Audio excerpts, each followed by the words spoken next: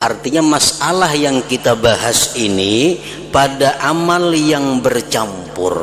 Nah, bercampur ini yang jadi persoalan. Inya sembahyang atau inya bersedekah karena Allah ada, mengharap pujian orang juga ada. Inya tolak berangkat naik haji, menunaikan rukun Islam ada, sambil membawa dagangan ada, bercampur. Ada hadis yang mengatakan itu hilang pahala, ada hadis yang mengatakan masih ada pahala. Nah, hadis-hadis pun bertentangan. Dan ilmu itu di sisi Allah, bahwa melihat keadaan kadar kekuatan pendorong itu yang dipandang. Kekuatan kadar pendorong itu yang dipandang.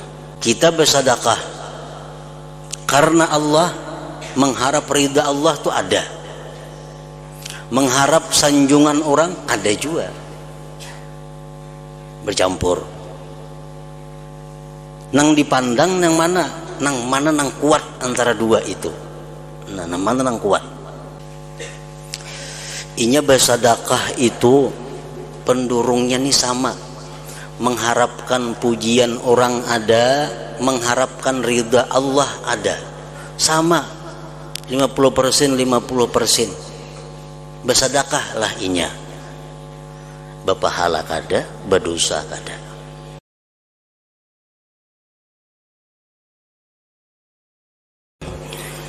Alhamdulillah Rabbil Alamin, wabihi nasta'in ala umuri dunya waddin.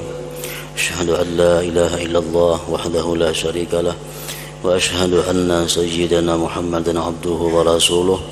Allahumma salli wa sallim wa barik ala sayyidina wa habibina Muhammad wa ala alihi wa sahbihi ajma'in.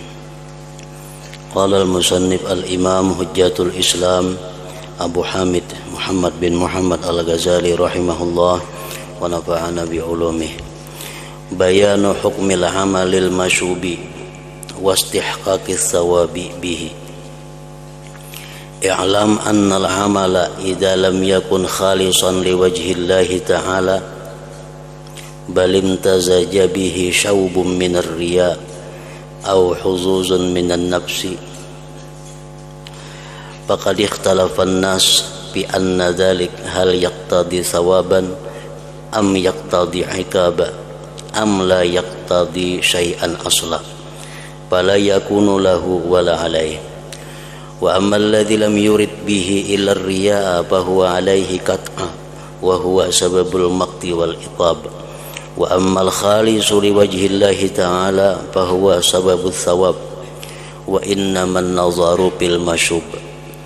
Wa zahirul akhbar tadullu ala annahu la thawaba lahu wa laysa takhlul akhbaru an ta'arudin bih. Walladhi yanqadihu lana bihi wal ilmu indallah ay yanzura ila qadril quwwatil ba'is fa in kana al ba'isud dini musawiyan lil ba'isin nafsi taqawama wa tasaqata wa sara al amalu la lahu wa la alayhi. Wa in kana ba'isur riya aghlaba wa aqwa fa huwa laysa binafi wa huwa ma'a dhalik mudirrun mubdin lil iqab. Na'am al-iqabul ladzi fihi akhaffu min iqabil amalil ladzi tajarrada lirriya wa lam yumtazij bihi syaibatu taqarrub. Wa in kana qasdu taqarrubi aghlaba bil idafah ila al-ba'ithil akhar falahu thawabun biqadri ma fadula min quwwatil ba'isid dini ila akhir.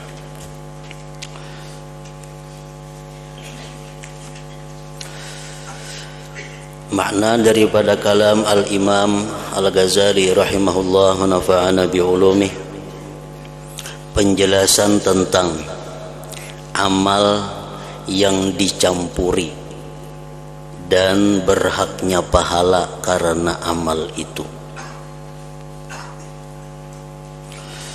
Ketahuilah bahwa amal itu apabila tidak ikhlas karena wajah Allah Ta'ala, bahkan bercampur dengannya campuran dari riya dan bagian-bagian nafsu, maka manusia, ulama artinya, berbeda-beda pendapat tentang apakah demikian itu menuntut pahala atau menuntut siksaan atau tidak menuntut apapun sama sekali. Maka tidak ada manfaat baginya dan tidak bahaya atasnya. Dalam bab ini Imam Ghazali rahimahullah menjelaskan tentang niat atau motivasi beramal yang bercampur antara karena Allah dan antara yang lainnya. Apakah itu berpahala atau berdosa, atau kada berpahala kada berdosa. Nah, ibadah-ibadah yang kita lakukan karena bercampur tadi niatnya, maka ulama berbagai macam pendapat menilai yang demikian itu.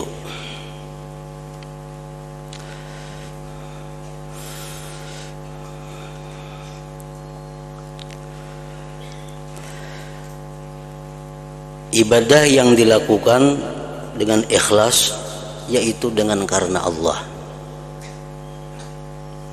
kadang-kadang dicampuri oleh riya seperti mengharapkan pujian orang lain, seperti mengharapkan penghormatan dari orang lain, seperti mengharapkan sanjungan dari orang lain. Nah, itu adalah riya. Atau huzuzun nafsi, bagian nafsu. Dia beriktikaf di masjid dengan tujuan karena Allah, itu ikhlas. Tapi ada tujuan-tujuan lain sekaligus hendak beristirahat. Nah, beristirahat itu adalah huzuzun nafsi.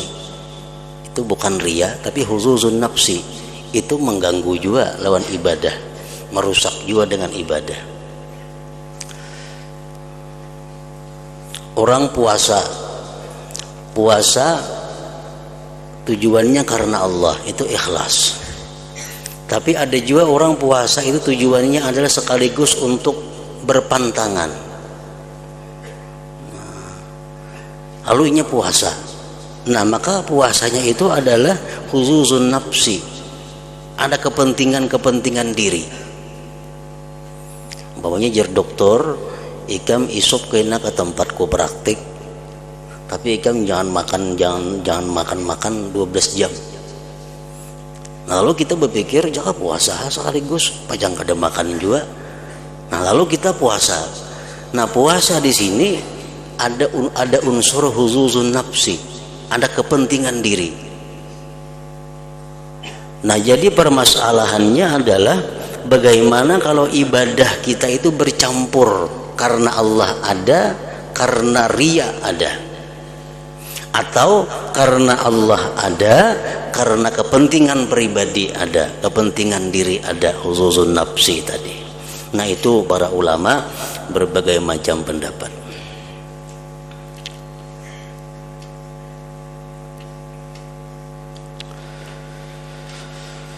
Adapun amal yang tidak dikehendaki dengannya selain riya, adapun ibadah yang tidak dikehendaki dengannya selain riya, inya menyumbang semata-mata ingin dinilai orang bahwa dia itu sosial. Inya berbuat ibadah semata-mata ingin dimuliakan orang. Inya berbuat ibadah semata-mata ingin dihargai orang. Inya berbuat ibadah semata-mata ingin dinilai orang sebagai orang saleh, ahli ibadah. Nah, maka itu pasti kerugian atasnya, dan itu adalah sebab kutukan dan siksaan. Itu sudah kada khilaf lagi ulama, sudah kada pertentangan antara ulama, jelas bahwa ini hukumnya haram, dosa besar. Orang beribadah, orang melaksanakan hukum Allah, perintah Allah, tapi semata-mata tujuannya untuk mendapatkan kedudukan di sisi manusia, kada ada tujuan lain. Nah, ini sudah jelas mendapat kutukan, mendapat siksa. Adapun amal yang ikhlas karena wajah Allah Ta'ala, maka itu menjadi sebab pahala. Kalau kita beramal melaksanakan perintah Allah atau anjuran Allah, atau menjauhi yang dilarang Allah semata-mata karena Allah, itu pun sudah sepakat ulama mendatangkan pahala, mendatangkan keridhaan Allah Subhanahu wa Ta'ala. Itu sudah jelas, dan ada campuran-campuran. Sembahyang karena mengharap ridha Allah, tidak ada yang lain. Nah, ini nyaman aja, jelas dapat pahala, dapat ridha dari Allah.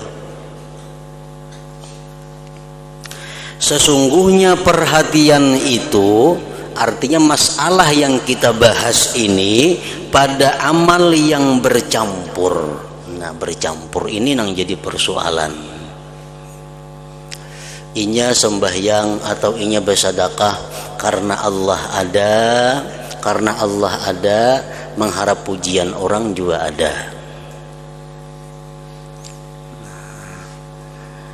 Inya tolak berangkat naik haji, menunaikan rukun Islam ada, sambil membawa dagangan ada, bercampur.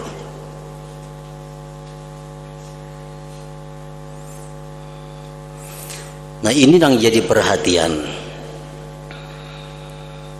Dan zahirnya hadis-hadis menunjukkan bahwa itu tidak ada pahala baginya, tidak ada pahala baginya, dan hadis-hadis tidak terlepas dari saling bertentangan padanya.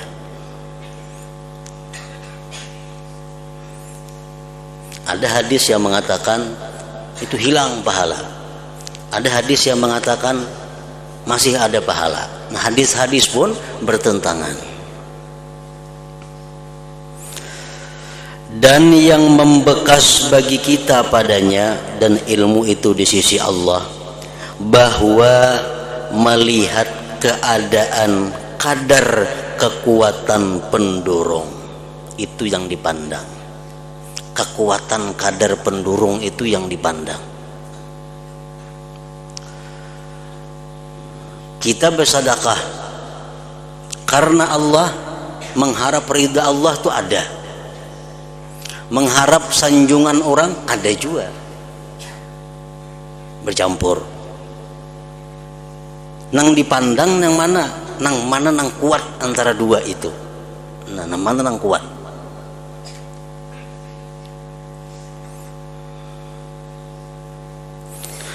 Maka kalau pendurung agama ikhlas karena Allah sama dengan pendurung nafsu riya, sama, maka keduanya saling melawan dan saling menggugurkan, dan jadilah amal tidak manfaat baginya dan tidak menjadi mudarat atasnya. Pendurungnya sama. Inya bersedekah itu pendurungnya nih sama, mengharapkan pujian orang ada, mengharapkan ridha Allah ada, sama, 50% 50%. Bersedekahlah inya, berpahala kada, berdosa kada. Di mana kita mengetahui sama pendurungnya itu, persinnya di mana mengetahui samanya itu? Nah, mengetahui samanya itu, kalau inya semata-mata karena Allah, kada tak keluarkan duitnya. kada takalwarakan duit untuk bersedekah. Berarti pendorong karena Allah kada sepenuhnya. Kalau semata-mata inya mengharapkan pujian manusia, kada takalwarakan duit juga untuk bersedekah. Tapi karena bergabung dua pendorong, mengharapkan pujian orang itu ada, mengharapkan ridha Allah ada, bergabung dua, lalu tak keluarkan duit untuk bersedekah. Nah itu sama ngarannya kuatnya. Bila sama kuatnya itu, berpahala kada, berdosa kada. Orang hendak naik haji, contohnya lagi, membawa dagangan. Inya amun naik haji sakadar hendak rukun Islam nang 5 aja, inya kada naik haji.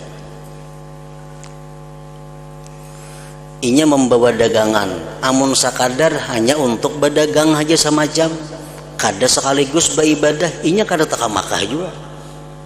Lalu bergabung, dorongan nih bergabung, menunaikan rukun Islam ada, berdagang ada, bergabung jadi satu, terangkat naik haji. Nah, berpahala kada, berdosa kada. La lahu wala alaihi. Draw artinya.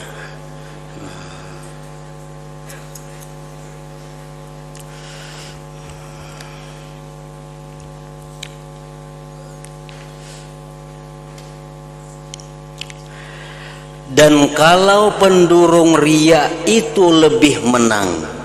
Nah, dan kalau pendurung riya itu lebih menang dan lebih kuat, maka amal itu tidak bermanfaat, ibadah itu tidak bermanfaat, dan itu beserta demikian adalah membawa bahaya dan menyebabkan siksaan.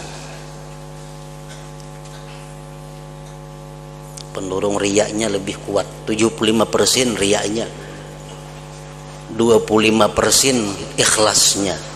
Nah ini membahayakan dan membawa siksa. Inya kalau bersedekah semata-mata karena Allah aja, kada bersedekah sudah.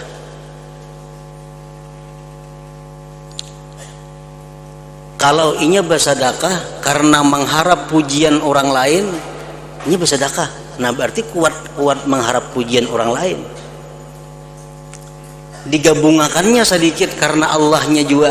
Nah, sedikit menimpel karena Allah itu mengharapkan surga umpamanya, mengharapkan keridhaan Allah. Cuma ini menimpel sedikit saja nang iyanya mengharapkan pujian orang.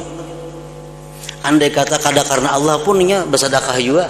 Nah, ini artinya pendurung riya nang menang. Nah, itu berbahaya dan membawa siksa.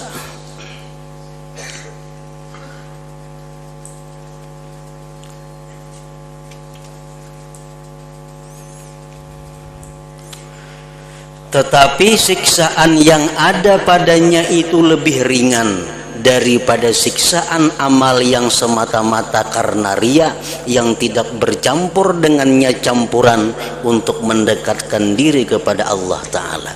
Tapi tak inting pang siksaannya daripada nang pol riyanya itu pulang. 75% riya, 25% mengharap ridha Allah. Ini dapat siksa, kada dapat pahala. Tapi siksanya tak inting daripada orang nang semata-mata karena riya. Itu berat siksaannya.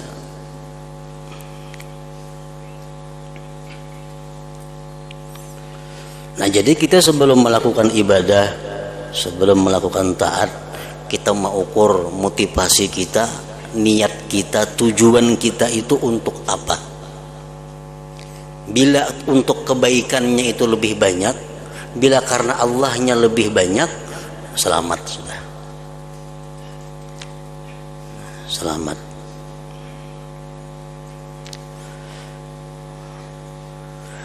Kalau tujuan mendekatkan diri itu lebih menang dengan dibandingkan dengan pendorong yang lain, maka baginya memperoleh pahala menurut kadar yang lebih dari kekuatan pendorong agama tersebut. Nah, ini beribadah ini karena Allah 75%.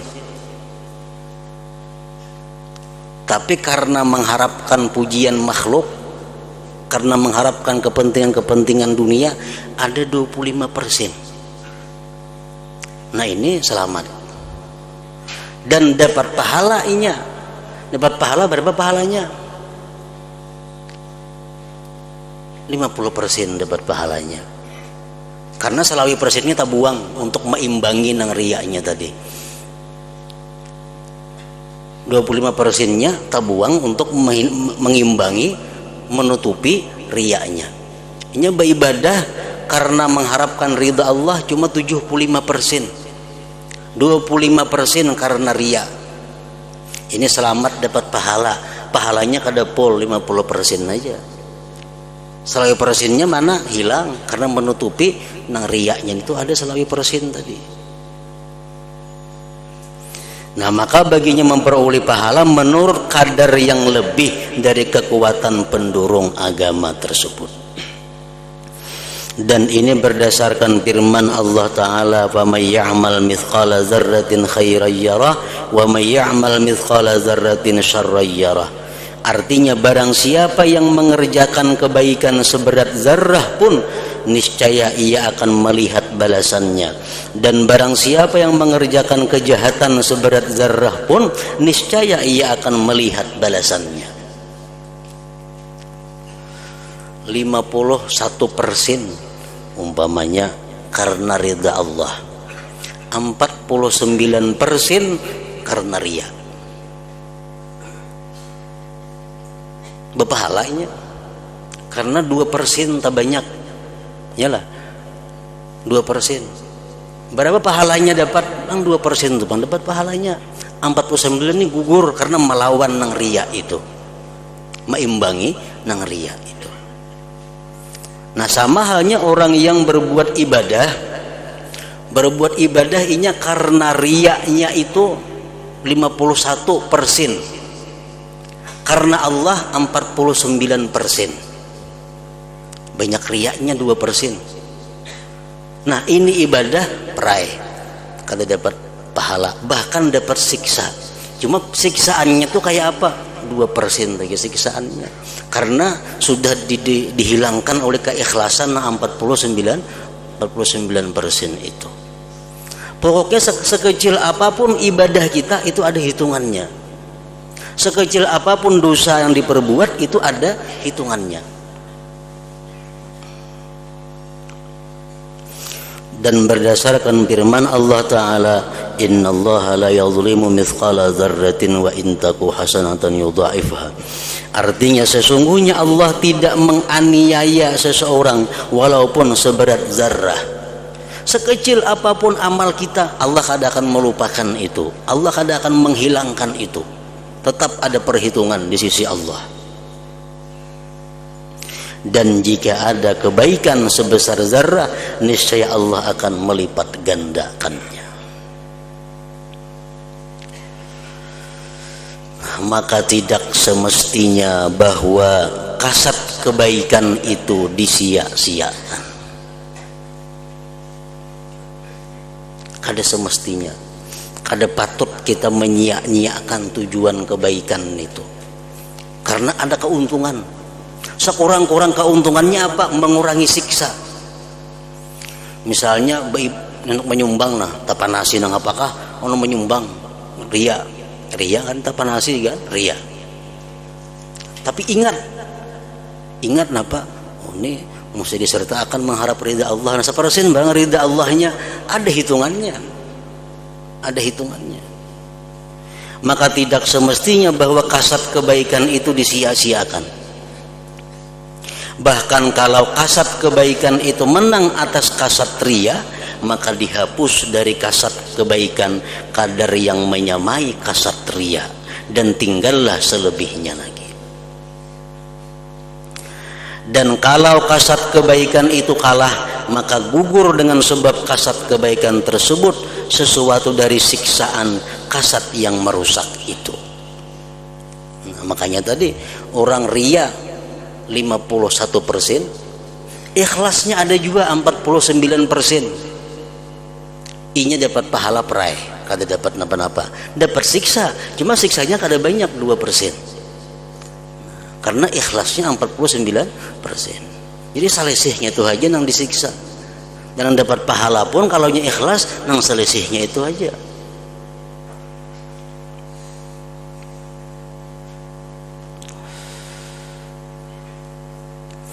Jadi perbuatan atau niat mengharapkan ridha Allah, mengharapkan cinta Allah, mengharapkan surganya Allah, itu hendaknya jangan disia-siakan dalam setiap motivasi atau dorongan untuk beribadah kepada Allah Subhanahu wa ta'ala. Karena itu akan dihitung oleh Allah walaupun sekecil apapun.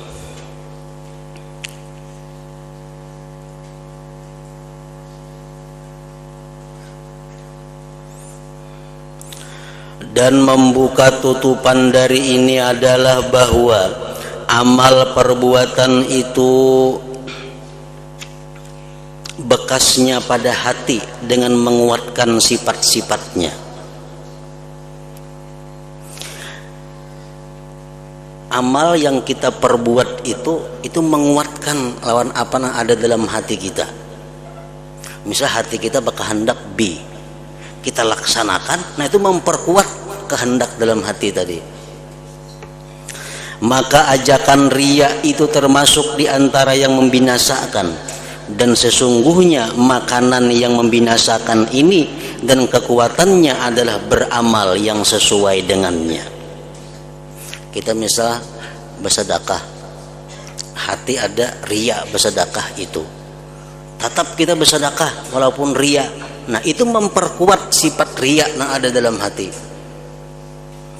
Dan dorongan kebaikan termasuk di antara yang menyelamatkan, dan sesungguhnya makanan pokoknya adalah amal yang sesuai dengannya. Kita bersedekah karena Allah, kita keluarkan sedekah. Nah gerakan kita mengeluarkan sedekah itu memperkuat sifat ikhlas yang ada di dalam hati. Pokoknya perbuatan zahir ini memperkuat sifat-sifat yang ada di dalam hati.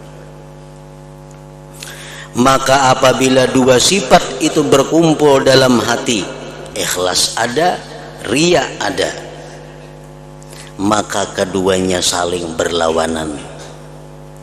Lalu apabila ia beramal sesuai dengan tuntutan riya, maka ia telah menguatkan sifat tersebut. Dan apabila adalah amal sesuai dengan tuntutan taqarrub, mendekatkan diri kepada Allah, maka ia sungguh telah menguatkan juga sifat tersebut. Inya ini riya ada, hendak bersedekah tuh riya ada, taqarrub kepada Allah ada, lalu inya bersedekah. Nah sedekah itu memperkuat riya dan memperkuat taqarrub dalam hati. Maka ia sungguh telah menguatkan juga sifat tersebut. Salah satu adalah membinasakan dan yang lain adalah menyelamatkan. Riya membinasakan kita, ikhlas menyelamatkan kita. Maka kalau penguatan ini dengan kadar penguatan yang lain, maka keduanya saling melawan. Kalau riyanya 50%, ikhlasnya 50%, berlawanan ninya. Maka itu adalah seperti orang yang merasakan bahaya dengan kepanasan.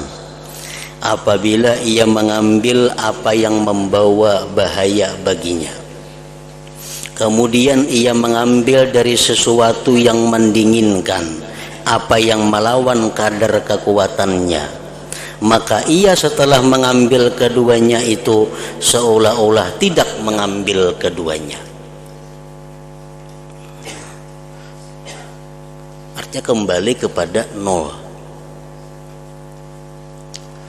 Inya nih garing panas. Orang garing panas ini mestinya diobati lawan nang supaya dingin. Untuk lo diobati dengan supaya dingin. Ada inya nih garing panas, obat nang supaya dingin diminumnya sasindok, obat nang supaya menambah panas diminumnya sasindok. Jadi nol artinya karena apa-apa itu. Nah kayak itu juga ikhlas di dalam hati lawan riya. Kalau sama-sama 50% itu balawanan no bepahala kada berdosa kada.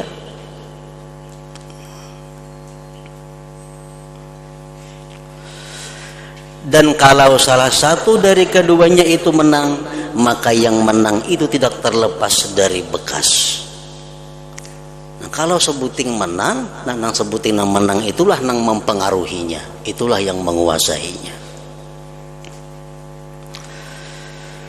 Maka sebagaimana tidak disia-siakan seberat atom dari makanan, minuman dan obat-obatan, dan tidak terlepas dari bekas dalam tubuh dengan hukum sunnatullah, maka begitu pula tidak disia-siakan seumpama atom sekecil apapun artinya dari amal kebaikan dan kejelekan, dan tidak terlepas dari pembekasan dalam menyinari hati atau menghitamkannya. Sekecil apapun amal kebaikan itu ada pengaruh untuk menerangi hati. Sekecil apapun dosa yang kita perbuat ada pengaruh menghitamkan hati. Dan pada mendekatkannya kepada Allah atau menjauhkannya kepada Allah.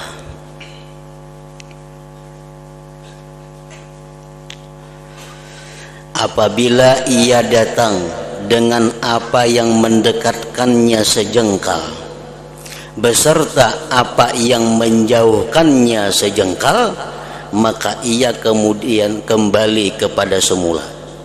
Maka tidak ada manfaat baginya dan tidak ada mudarat atasnya.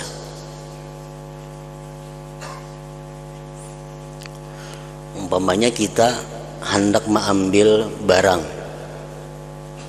barang itu andaknya daripada kita 3 meter jauhnya. Barang itu jauhnya 3 meter daripada kita berdiri. Nah, lalu begitu kita berjalan semeter, dijauhkan pulang barangnya semeter, sama lawan kada berjalan ngarannya. Sama lawan kada berjalan.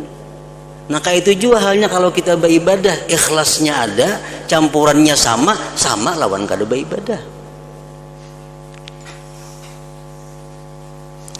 Dan jika perbuatan yang mendekatkannya 2 jengkal, sedangkan perbuatan yang lain yang menjauhkannya 1 jengkal, maka lebih baginya 1 jengkal dengan pasti.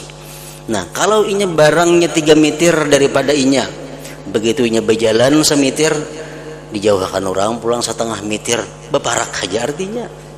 Berjalan pulangnya semeter, jauhkan orang pulang 1/2 meter, berarti pacang sampai aja ke situ.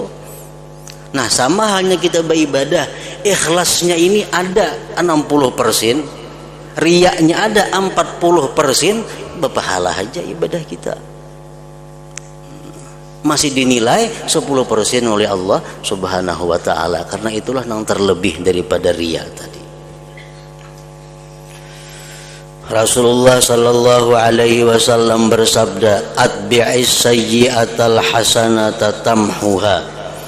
Artinya ikutilah kejelekan dengan kebaikan, niscaya kebaikan itu menghapuskannya. Kita berbuat dosa, imbah itu kita berbuat kebaikan. Nah kebaikan itu menghapuskan dosa. Kebaikan itu menghapuskan dosa. Kita berbuat riya, dosa. Tapi ikhlas ada juga. Nah ikhlas itu menghapuskan riya.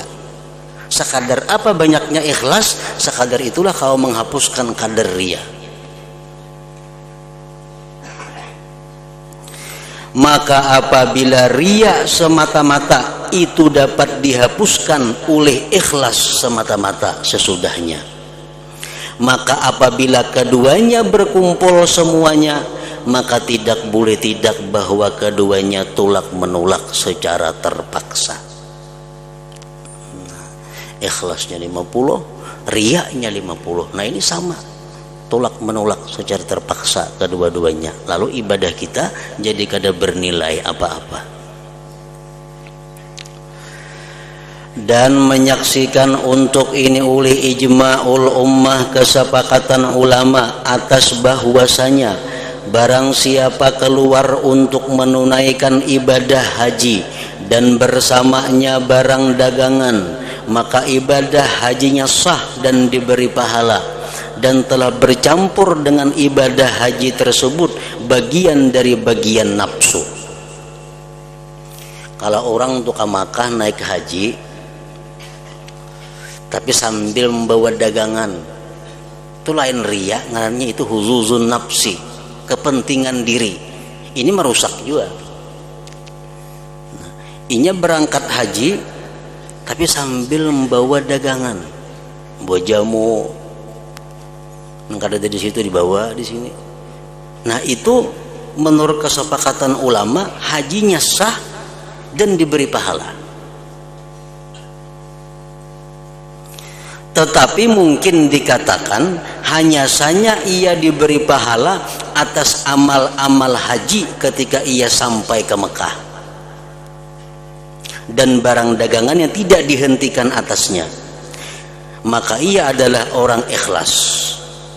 Dan hanya saja yang bersekutu adalah sepanjang perjalanannya, dan tidak ada pahala padanya manakala ia bermaksud berdagang. Orang naik haji sambil membawa dagangan. Nah, ini di perjalanannya memang ini kada termasuk orang yang berjalan menuju haji. Dalam perjalanannya kada dapat pahalanya karena sambil berdagang. Tapi perkara ini di Makkah kayaknya ambil mikat, di Makkahnya kayaknya beihram, tawaf, sa'i, tetap berpahala dan sah itu. Cuma berangkat dari rumah sampai ke Makkah itu kada dihitung sebagai perjalanan orang yang naik haji. Kan ganal pahalanya kalau kita keluar rumah menuju Mekah dengan tujuan haji, itu setiap langkah adalah pahala. Setiap langkah yang kita ayunkan merupakan pahala. Dan andai kata kita mati di pertengahan jalan, kita mati sebagai orang yang sudah haji. Nah, ini kada didapatkan pahala-pahala ini kalau kita ke Makkah sambil berdagang. Perkara sampai di Makkah nya berdagang, amunnya mengerjakan rukun-rukun haji, itu lain lagi kisahnya. Tetap ini berpahala dan sah. Cuma pahala di perjalanan kada dapat.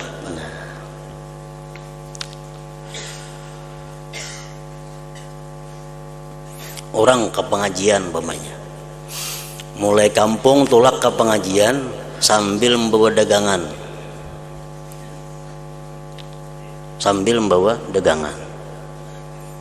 atau sambil ada nak ditukar selagi orang apa di pasar, tulak mulai kampung ke pengajian. Nah, mulai kampungnya ke pengajian itu langkah-langkahnya kada dicatat sebagai pahala. Kenapa? Karena tulaknya sambil ada yang ditukar. Tapi inya sampai di pengajian mendengar ayat Allah, hadis Rasul, perkataan ulama, tetap dapat pahala. Tetap dapat pahala. Dan andai kata inya mati di tengah jalan, kada mati sebagai orang yang penuntut ilmu. Kada dicatat sebagai orang yang penuntut ilmu. Kenapa? Karena tulaknya itu salah jur, ada yang dicari lain pada ke pengajian. Nah, kayak itu modelnya.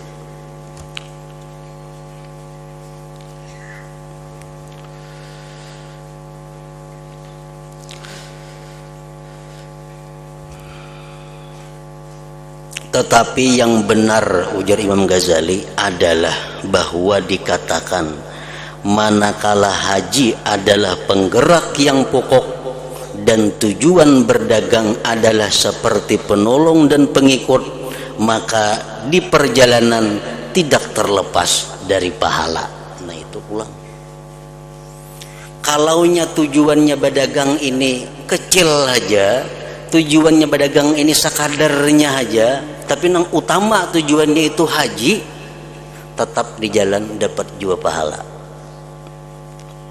Kecuali tujuan berdagangnya genal pada haji, nah itu nang kada dapat lagi pahala. Kalau tujuan dagangnya hanya sekadar aja, tapi yang utamanya ini adalah haji, macam sponsor turis tuh, itu dapat pahala. Ini di tengah jalan itu kenapa? Ini mengawal jamaah benar haji tulak nih tuh. Orang berusaha turis membawa haji ke Makkah. Ini naik haji nah apa tujuannya? Ini mengawal jamaah yang dibawanya ini nah. Harusnya berangkat haji. Nah, di perjalanan ini kan dapat pahala. Kenapa? Karena ada tujuan haji mengawal jamaah nang umpat inya. Tapi perkara inya di Makkah kainanya tawaf, sa'i itu kan tetap dapat pahala. Di perjalanannya haji kadang mendapat pahala.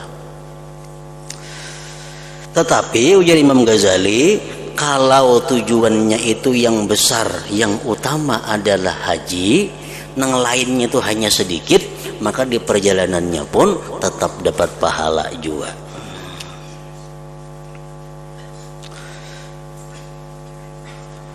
Dan menurut pendapatku, ujar Imam Ghazali, bahwa orang-orang yang berperang itu tidak mengetahui pada dirinya akan perbedaan di antara memerangi orang kafir di jihad yang banyak harta ghanimah padanya dan jihad yang tidak ada harta ghanimah padanya. Dan jauh bahwa dikatakan mengetahui perbedaan ini dapat menghapuskan pahala berperang mereka secara keseluruhan. Imam Ghazali kada sependapat lawan itu. Ini misal hendak memerangi orang kafir, hendak berperang ke negeri orang kafir, ini mencari tahu apakah orang kafir ini sugih atau kada nampan diperangi nih. Kan bila sugih kena banyak dapat harta rampasan perang. Amun kada sugih ngapa nang dirampas-rampas. Nah, jadi ujar pendapat ulama, mengetahui itu menggugurkan pahala perang. Nah, Imam Ghazali kada sependapat lawan itu. Ujar Imam Ghazali, tetapi yang adil itu bahwa dikatakan apabila pendorong yang asal dan penggerak yang kuat adalah meninggikan kalimat Allah Ta'ala dan hanya saja keinginan pada harta ghanimah itu atas jalan ikutan, maka pahala tidak dihapus dengannya. Mengetahui tadi kan jadi masalah. Yang penting pendorong hatinya umpat berperang itu apa? Bila yang terbanyak untuk sabilillah dapat pahala. Bila yang terbanyak untuk harta rampasan perang, nah kada dapat pahala. Nah, jadi setiap kali kita melakukan ibadah, setiap kali kita melakukan taat kepada Allah, kita ketahui hati kita, nang apa nang terbanyak dorongannya ini. Bila dorongan nang terbanyak itu mencari keridhaan Allah, selamat saja. Bila yang terbanyak dorongan itu selain daripada ikhlas, selain daripada keridhaan Allah, berarti langkah kita melakukan ibadah ini adalah bahaya, berarti mendapatkan siksa. Jadi usahakan, artinya dari keterangan ini kita disuruh mengusahakan bahwa niat kita dalam ibadah itu mencari keridhaan Allah itu usahakan lebih daripada kadar yang lain-lainnya. Amun kada kawa murni 100%. Beribadah murni 100% karena Allah kada kawa umpamanya. Mesti ada campuran-campuran. Nah, usahakan campuran itu jangan sampai lebih daripada 50%. Nah, soalnya kalau lebih pada 50% maka merusak akan pahala ibadah dan mendatangkan siksa kepada kita.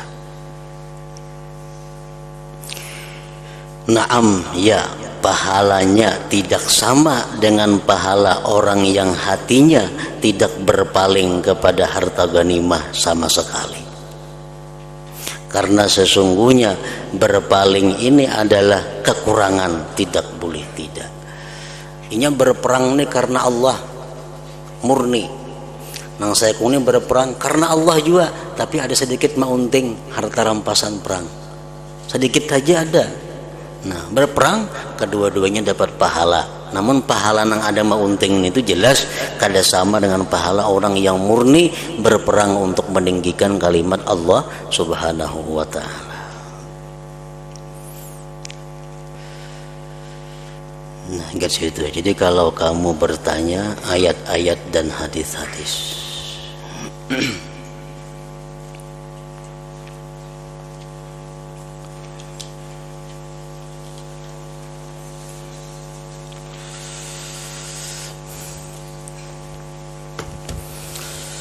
حظ الذكر فاعلم أنه لا إله إلا الله محمد رسول الله لا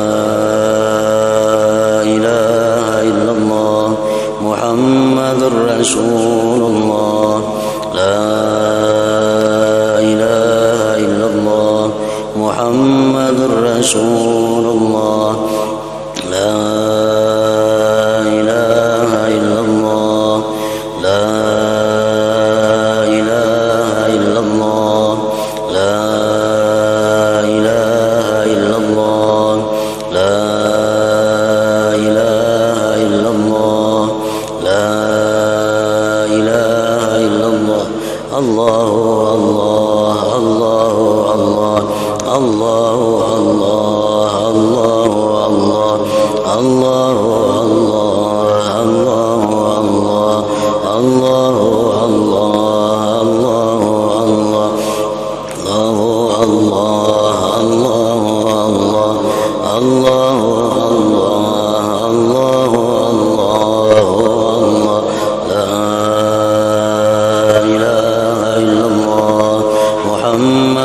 رسول الله لا إله إلا الله محمد رسول الله لا إله إلا الله محمد رسول الله لا إله إلا الله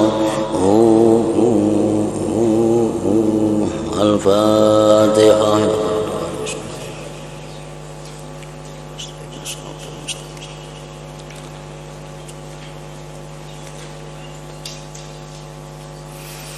فيا أيها الراجو منه شفاعة صلوا عليه سلموا تسليما.